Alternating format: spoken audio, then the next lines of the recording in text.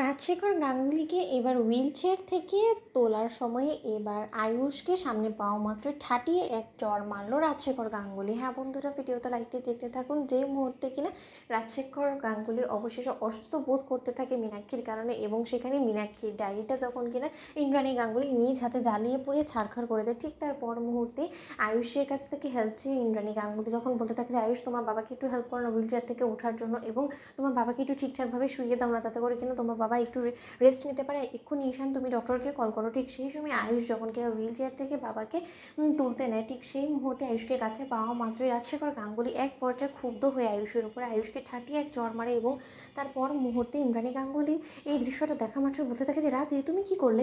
ঠিক সেই সময় আয়ুষ অশ্রু চোখে যখন কিনা রাজশেখর গাঙ্গুলির দিকে তাকিয়ে থাকে, এবং রাজশেখর গাঙ্গুলি যখন কিনা রাগে ক্ষোভে ফেটে পড়ে আয়ুষের উপরে এবং আয়ুষকে আবারও চড় মারতে যায়, ঠিক সেই সময়ই রাজশেখর গাঙ্গুলির হাত চেপে ধরে ইন্দ্রাণী এবং বলতে থাকে যে রাজ, তুমি কী করছো বলো তো, আজ অবধি তুমি কোনোদিনও আমাদের কোনো সন্তানের গায়ে তুমি হাত অবধি তুলোনি, সেই জায়গায় কিনা কেমন হয়ে গেলো যে তুমি আয়ুষের গালে চড় মারলে বলো তো। ঠিক সেই সময় কথাটাকে ঘুরিয়ে দেওয়ার জন্য যখন কি ঈশান বলতে থাকে যে মা, হয়তোবা বাবা এই কাজটা করতে চেষ্টা করেনি, হয়তোবা বাবা প্রেশার দিতে গিয়ে হয়তোবা এরকম হয়ে গিয়েছে, বাবা কোনো মতেই ভাইদার গায়ে হাত তুলবে সেটাকে আজ অবধি হয়েছে বলো তো, এটা হয়তোবা বাই মিস্টেক হয়ে গিয়েছে। মা এই সমস্ত কিছু নিয়ে তুমি একদম টেনশন করো না তো। ঠিক সেই সময় রাজশেখর গাঙ্গুলি যখন কিনা আবারও চটে বসে এবং কিছু একটা বড় করে বলার চেষ্টা করতে থাকে, ঠিক সেই সময় মীনাক্ষী বলতে থাকে যে দেখলে তো দিদি, আমি যেটা করার চেষ্টা করছিলাম সেটা তো তুমি হতে দিলেই না। এবার নিশ্চয়ই তুমি হারে হারে টের পাচ্ছ যে আয়ুষ এমন একটা কিছু কাজ করেছে যেটা কিনা দাদার একদমই পছন্দ হয়নি। দাদার বিরুদ্ধে গিয়ে ও তোমাদের বিরুদ্ধে গিয়ে এমন কিছু একটা তো অবশ্যই করেছে, যার কারণে কিনা ক্ষুব্ধ হয়ে দাদা রীতিমতো আয়ুষের গায়ে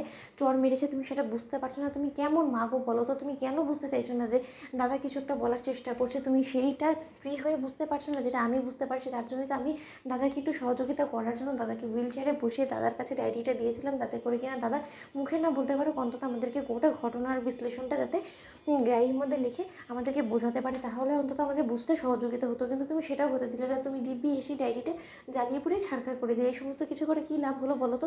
এখন কি তুমি দাদার মুখ থেকে সমস্ত ঘটনাটা শুনতে পারবে যে কেন দাদার হঠাৎ করে ম্যাসিভ হার্ট অ্যাটাক হলো। ঠিক সেই সময় ইন্দ্রাণী গাঙ্গুলি যখন মীনাক্ষীকে হাত জোর করে অনুরোধ করে বলতে থাকে যে দোহাই তোর ছোটো, আমি তোর কাছে হাত জোর করে অনুরোধ করছি, আমাকে আমার স্বামীকে নিয়ে আমার সন্তানদেরকে নিয়ে ভালো থাকতে দে, আমি তোর কাছে হাত জোর করে অনুরোধ করছি, আমি আর কী করতে পারি বলতো। তুই আমার দিনকে দিন জীবনটা অতিষ্ঠ করে তুলছিস, আমার নাকে দম করে রেখেছিস তুই।